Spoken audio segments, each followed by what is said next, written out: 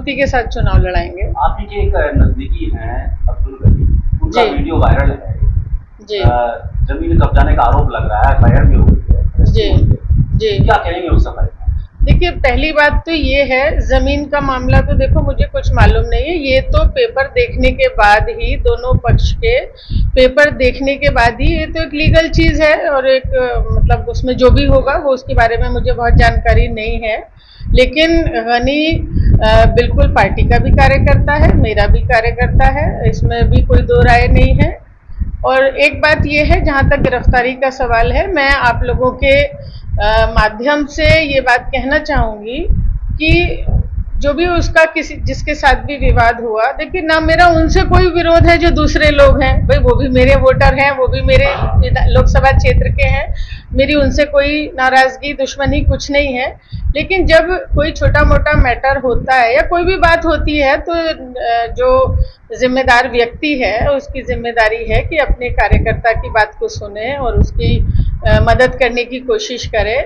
तो उसमें जो मुझे ये नहीं है कि जो भी जिस भी स्तर की झगड़ा हुआ था उस स्तर पे अगर तहरीर मतलब उस स्तर पे अगर एफआईआर लिखी जाती तो मुझे कोई एतराज नहीं था। लेकिन एफआईआर 307 में लिखी गई है, वो खुद थाने में गया है अपनी बात बताने के लिए, अपनी परेशानी बताने के लिए, और उसको वहीं हिरासत में बिठा लिया गया। उसके ऊपर 307 की मतलब धारा लगी उसके ऊपर, जबकि 307 का कोई मुकदमा ही नहीं है। भाई ठीक है, मेडिकल नहीं है, मेडिकल क्या होती है, 323 होती है, क्या होती है, 323 का मेडिकल है, 307 की उस पर धारा लग रही है। तो जो ये रवैया है इस वक्त, और खास तौर से जो भोजपुर थाना के जो थाना अध्यक्ष हैं, उनकी बहुत लोग मुझे फोन करते रहते हैं, मैं जनप्रतिनिधि हूँ, जाहिर सी बात है लोग मुझे अप्रोच करेंगे, तो बहुत वहाँ की शिकायतें आती रहती हैं बहुत।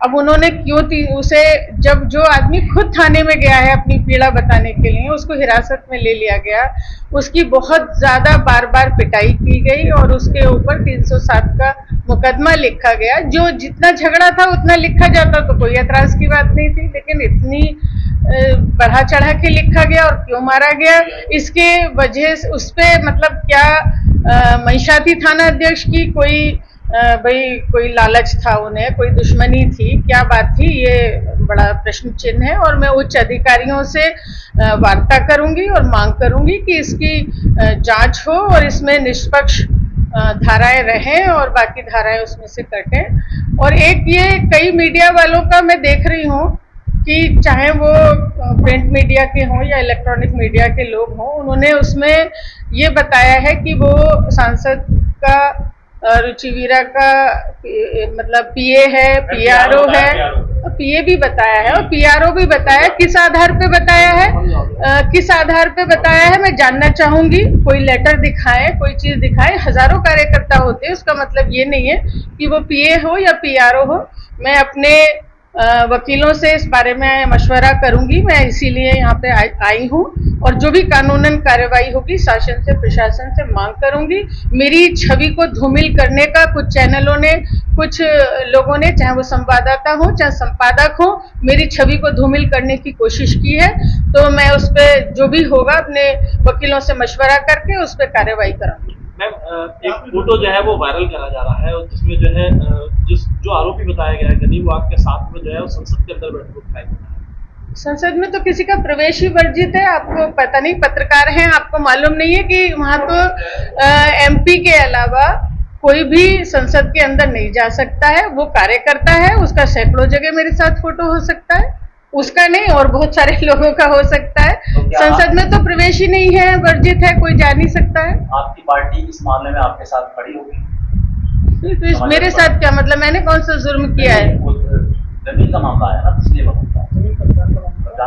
मैंने आपको क्या बताया कि वो तो कागज बताएंगे, किसके कागज सही हैं, किसके गलत है। मैंने कोई कागज देखे हैं, किसका बैनामा है, किसका कब्जा है, किसका क्या है, उससे मेरा कोई लेना देना नहीं है इस बात से। जब मैंने पेपर नहीं देखे तो मैं क्या बता सकती हूँ। और पार्टी के साथ खड़े होने की बात कहाँ से आ गई कि भाई मैं कोई गुनाहगार हूँ? क्या है, मैं मेरे कार्यकर्ता है।